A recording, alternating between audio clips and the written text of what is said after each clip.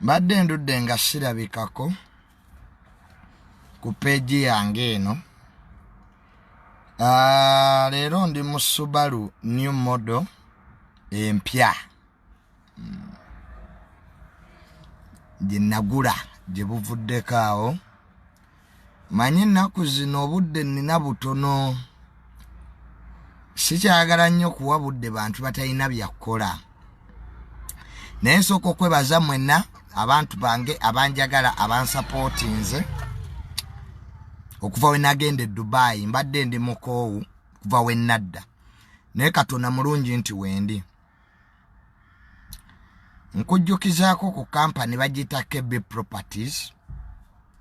Oba oyagala okugula ettaka, ennyumba eziwedde, KB Properties. Naye nga mbaagala nnyo, mwebale kutambula nange. Nebaza nnyo Donzera ne bakwano bange be nali nabe Dubai. Thank you so much. Mbadde sinnatereera bulungi, tewe mbadde embuze, naye nga mwebale nnyo. Thank you so much those who have been there for me. Subaru new model gyendimu kakati mwabalowooza nti nino nkyayina obudde bwammwe. Wesitabadde stole nyingi zibadde zigenda mu maaso. Waliwo n'abanjogerako nga ndi Dubai. Nze cash crop, nze raw material. Era olina kwogera ku nze. Kati bw'otayogere ku Junior n'ayogera ku ani? Nze mawulire. So n'olwekyo sikyalina budde bw'abantu abamu. Mujja kudiscussingako nga tugenda mu maaso. Tweyongerayo mu maaso. Naye ne tuyinza kudda mabega. Kandi nina ebintu bye nnavaamu. Aba batuulawo okusula motozi ne balowooza nti tukyayina obudde. Ekindeese wano kwogera ku lutalo lwa Hamas ne Israel olugenda mu maaso ye topic endeese wano. Ebisigadde nabyogera dda. Waliwo olutalo olugenda mu maaso wakati wa Israel ne Hamas. Era leero Israel eragidde bonna abali mu Northern Gaza baveeyo. Olutalo luno lwatandika Hamas erumbye Israel we yattira abantu abasoba mu 1,000. Israel ne respondinga. Ekyamazima ddala Israel nsi y'amaanyi, ate kasita yeegattako Amerika kiyitirira. So ebigenda maaso mu Palestine olwaleero, Israel ejja kuwangula olutalo luno olw'amaanyi gaayo geeyina. Mu nsi yonna Israel ge gamu ku mawanga ga kirimaanyi ddala era tebuusibwa. Ate ekisinga obukulu erina nuclear, eri nuclear armed. So Hamas baakola ensobi okulumba Israel. Kakati n'olwekyo Israel yakakuba okuva ebagirumba leero weeweze wiiki namba, yakakuba bomu ezisoba mu 3,000. So mu nnaku ezitali zaawala Israel egenda kulumba Gaza, ground invasion, tanka atirale byonna erumbe olwannanda lw'e Gaza. Kayali mwabali eyo abagamba nti Israel olutalo tejja dduwangula mwerimba, amaanyi erina mangi. Amerika ne bwetandize, Israel yennyini ebadde ina capacity esobola okuwangula olutalo luno. So n'olwekyo amawulire agakafuluma, Israel egambye bonna Abapalestine abawangalira ku Northern Gaza badde mu South Gaza. Obudde bulabika butuuse. Israel eyagala kukola kye bayita ground invasion, okulumba okwoku ttaka. Ekyamazima ddala bagenda kuba Hamas bagirekere mu kkubiro. Bagenda kuba Hamas babalekere mu kkubiro. Prime Minister Benjamin Netanyahu yagamba tugenda kubakuba ne generation eziriddako ziri kinyumya. So Israel amanye ina manji Abamerika bajegaseko amato ga Amerika amalwanyi eryasoose USS Ford lyatusedda neddala ligenda kulyegattako nga Amerika yegase ne Israel bakuba aba terrorist aba Hamas abalumba eggwanga lya Isirairi.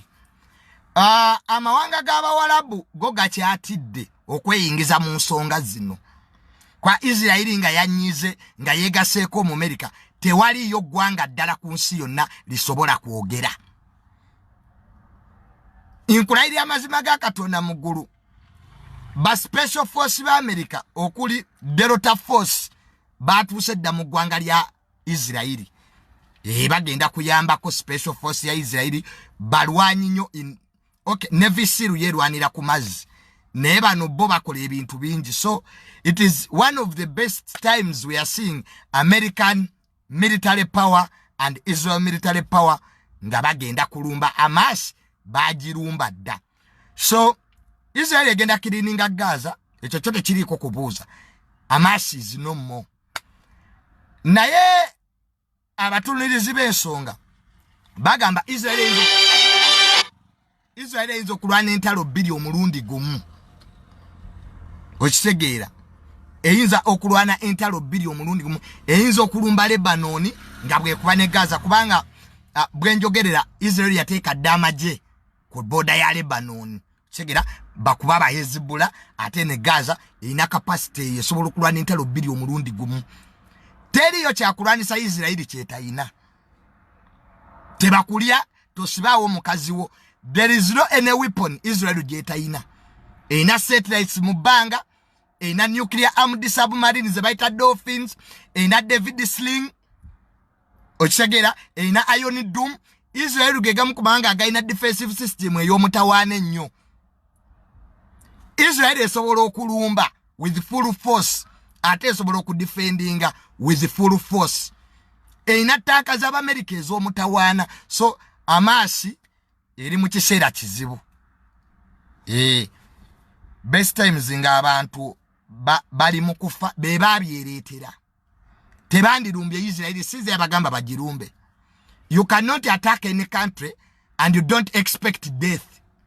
Kayali gwali wananga ati juni abantu bali mu kufa. You cannot open one Israel and you don't expect death. Ekyensi yonna ekimanyi. Bw'oggula olutalo ku Isirairi oba ogenda fa. Tewaliwo explanation naawe. Osegedde waliwo ensi ze batalumbalumba. Kayali gwe bw'osiriwala nojja n'olumba Isirairi misanattuko. Of course you'll pay very. That I can promise you. Kuva mu Bayibuli. Bible ntuufu. Bible yabyogera dda. Nti abo bonna abalirumba Isirairi bajja kubwa emabega ne maaso. Amasi kyeriko. They miscalculated. Kakati nga amawanga nga Bungereza yagaiti buli kimu Isirairi kyagala tugenda gichiwa. Canada, America, of course, be babyereetera. So, be babyereetera. People, abantu we mukolanga choices, temutandika blaminga consequences. You took a choice, now you can't blame consequences. So, Egypt ekyali mu nteeseganya ne Israel okulaba nti abantu bano bagenda mu Sinai. Okitegeera because Israel egambye bonna aba Palestine abali mu northern Gaza baveeyo mu ssaawa 24.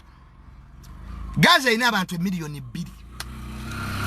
Kubanga essaawa yonna Israel egenda kuyingira Gaza wansi ku ttaka emundu eseke. So byebye biri mu kitundu ekyo. Of course olutalo luno twalusuubira. Waliwo abangamba naye Junior yali tetegedde. Israel yategera ati bagenda girumba n'esirika. Abamaaso okulumba Isirairi tebakulya ebinusu nti Isirairi yali temanyi, yali ekimanyi. Naye yali enoonya ensonga entuufu bakube bamalewo. They knew. bali aba Hamas bagwa mu katego. Okay, Israel tefunangako mukisha mulungi kuba Hamas kujijjawo nga kuluno.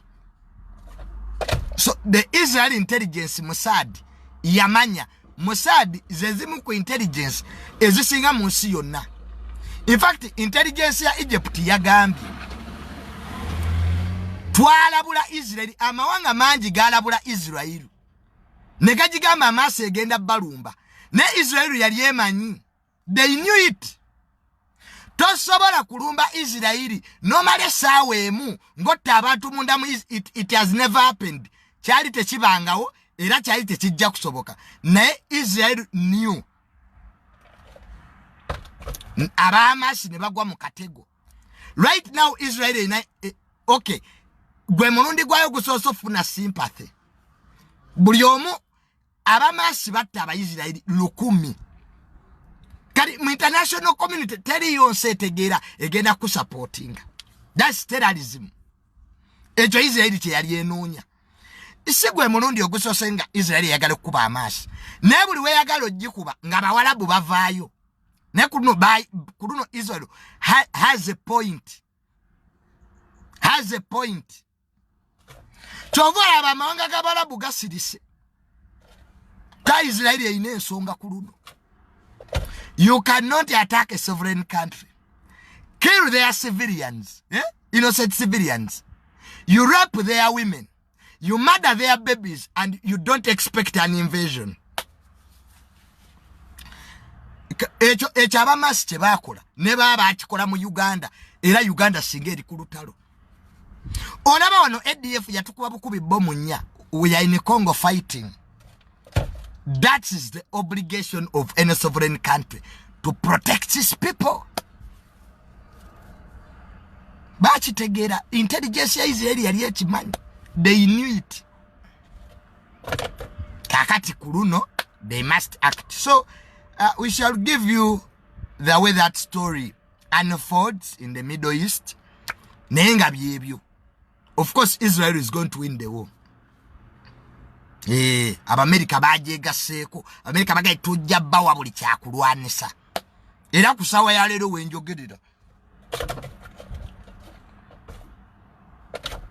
Senior American officials batandise okwaliving Israel. Ejo Secretary of Defense wa America yabaddeyo. So byebye biri ketusabire nnyo aba Palestine bambi. Of course aba Palestine bayina okwejjako Hamas ekyabalema. So they will now face nga Prime Minister Benjamin Netanyahu yaga, they will remember this for generations.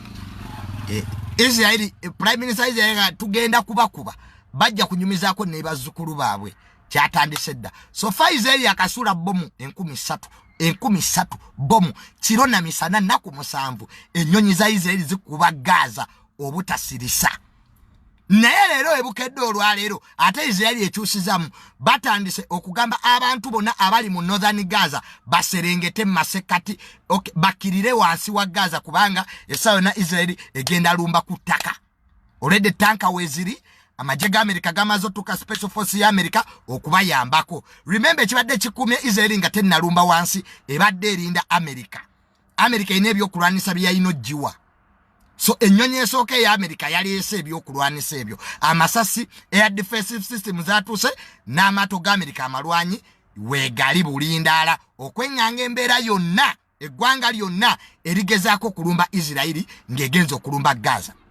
In fact ekire kyakesezza ejjo Israel era yakoze ennumba mu Syria yakubye airports 2 eza Syria nezija out of operation. So olutalo luno Israel egenda kulwana olutalo lw'amaanyi. Ajja kuba Syria akubere Banoni amalirizenga akubye Gaza amaanyi agayina agakola ebyo. Ate ekisembayo ayina nuclear. Singa amawanga g'abawalabu geegatta gamulumbe nga bwe kyali emyaka egiwedde, Israel asobola okukosa nuclear we. Nuclear weapons za Israel zitunudde mu bibuga by'abawalabu 5. If Arab countries make a coalition to attack the states of Israel, Israel will use nuclear weapons. yensi yokka mu Middle East erina nuclear. Tewaliwo ggwanga ddala mu Middle East lina nuclear. Israel yekka. Iran egezaako kola. Andaba Iran eri mugezaako kola nuclear. Nete kiri confirmed nti emuyina. Take nuclear gweina wa NATO. Si wa take ng'ensi. Ekyo nakyo mukitegeere bulungi. NATO take nuclear gweina wa America. Take tesobola kukozesa nuclear nga tebuuziza ku America. Era nuclear stations eziri mu take ziri wansi w'Amerika. So Israel nesigala nga yensi yokka mu Middle East eyina ebyokulwanisa bya nuclear. Bachita nuclear ambiguity. Yaweebwa Israel nuclear ambiguity. Israel tekirizibwa kuba naye. Amawanga atano mu nsi yonna ge gaali gakkirizibwa. Ne waliwo nuclear purification. Okusasana kwa nuclear. Pakistan yeina kati, India yeina. Mu mawanga agali galina nuclear ku Africa, South Africa yekka yali ayina. South Africa yali abaddeko ne nuclear. Kyokka South Africa ne bamuteekako pressure, nuclear we yamuwaayo mirembe. Okay, South Africa yali ebaddeko ne nuclear. Ly'eggwanga lya Africa lyokka ne bamuwaayo mirembe aba South Africa. Egypt naye eri mugezaako kukola wamu ne Uganda. Uganda naye ina nuclear policy. President Museveni yayogera dda naga nti tulina okuba ne nuclear energy. Naye nga tukimanyi bulungi ensi yonna esobola okukola amasanyalaze ga nuclear eba esobola okukola nuclear weapons. You just increase uranium. Kali Uganda nayo ina nuclear policy. Wabula ensonda ennekusifu zigamba ne Uganda nayo enoonya nuclear. Era mu parliament babi debatinga kodda nga President Museveni agamba Uganda esaanye okubeera n'amasanyalaze ga nuclear, naye nga tukimanyi bulungi gonna amawanga agaagala okukola amasanyalaze ga nuclear gamaliriza gakola nuclear weapons. So ekyo nakyo mukitegeere bulungi. Nyeze ku story ey'okubiri eya Akram. Leero njogeddeko ne Ajat Kurthum ali mu ggwanga lya Turkey. So ali mu ggwanga lya Canada. Akram mukwano gwange nalabye story ng'omukazi agamba yabadde agala mu lwepinga. Akram, my brother, kankubuulire. Tewategeera bulamu bw'olina. Mu nsi yonna bw'ofuukanga serebu n'otategeera nti olinnye eddaala ogenda kukola ensobi. Mu nsi yonna know who you are. Segera tegeera ky'oli. So Akram ekimuleetedde ebizibu byonna tamanyi kyali. Akram wawasa Hajat Kurthum omu ku bakyala abayina image mu ggwanga lino. Hajat Kurthum ayina image gye yali akulyetinze. Kakati ku ssaawa ya leero oli mu baamalaaya. It's not good, by the way. Akram ebintu byonna by'olimu si birungi. Wagaana okutegeera ky'oli. Oyagala osigale nga weeyisanga omuntu atalina linnya. Ffe Junior ekinvugisa Subaru eno ku ssaawa y'olwaleero si kubanga nti njagala nnyo nina kiraasi gye ndimu. Nalinnya eddaala mu nsi. Junior ekinnyambaza obulungi si lwakuba nina ssente nnyingi. Naye kakati waliwo kiraasi y'abantu gye ndimu. Buli stage gy'otuukako mu bulamu bw'ensi kyusa embeera zo. Actually, Akram toli mu kweswaza, oli mu kuswaza Hajat Kurthum. Kwa omugenzi Muzaata yayina ekitiibwa kye nga Sheikh. Kakati gwe n'oyingira mu bufumbo. nga we expect Akram engineer okwati oyine neeyisa gye weeyisaamu naye tekyabadde kifaananyi kirungi abakazi babulaka mairinga era mponinga abasajja mwenna abali eyo fetama nze kiŋŋaanya okuwasa si lwakwati abakazi sibalaba bulaka mail abakazi babulaka mairinga mwiza okuba mwabadde mwateesezza wana abantu batemesa osegeera I drove a Subaru at 20s. That's none of my business. Osegeera oba wavuga Subaru at 20, that's none of my fucking business. That's for you. Don't take ambulamu bwo. Segeera, I'm not competing with you. Whether you drive a Mark II, whether you drive a Mercedes Benz, that's none of my business. So tonesibako to wefula manyi. When I bought this car was not for your satisfaction, my dear. So toja nongo wandika bu comment go to show people mbunawo ine motoka. People will know that you have a car even if you don't tell them. Aba mujano ne muandika bu comment so that I read you, that's idiocy. You can make your own life now we no laga abantu emotoka jovuga not here. So tonesibako bambi. Manyi mutu esibako. Ulaga abantu ti you around. So if you drove a Subaru at 20, so what? Are you the one who feeds me? Are you the one who pays my house? Are you the one who get for me the job I have? So that's for you. Segeera, that's one for me. Segeera, so to nesibako mukwana. Maizi ucha Uganda mwine ekizibu. You pretend to live a good life. Yet you was poor as a church mouse. So you want to compete with me? Mukwano nze junior ndi mukulya capital jako nze ndi amagoba goja kulya capital oja kulaba nti junior yaguze motoka nawo odduke mu bondi mbuyagala motoka ya $5,500,000 you will collapse. Stop competing with people. Nze my luck is different from you. My life is different. Abampa seto gule motoka eno bamanyi. Did I get it on? So people stop being stupid. Chovanga waliwo ba bloga bali ba competing nange babivako. You cannot underestimate what you don't know. Tosobola kumanyira muntu gotamanyi. Gotamanyi ndya na ansula. You see, tuine mikwano mu Uganda who pretend to know us. Nenga tebatumanyi. Never undermine a person you don't know his income. Abantu basikidde amataka wano. Omuntu ali wana jajjawe na afa natunde taka naba mugagga. You see, Uganda okuba mugagga kyangu. Some of the people waiting for their parents to die.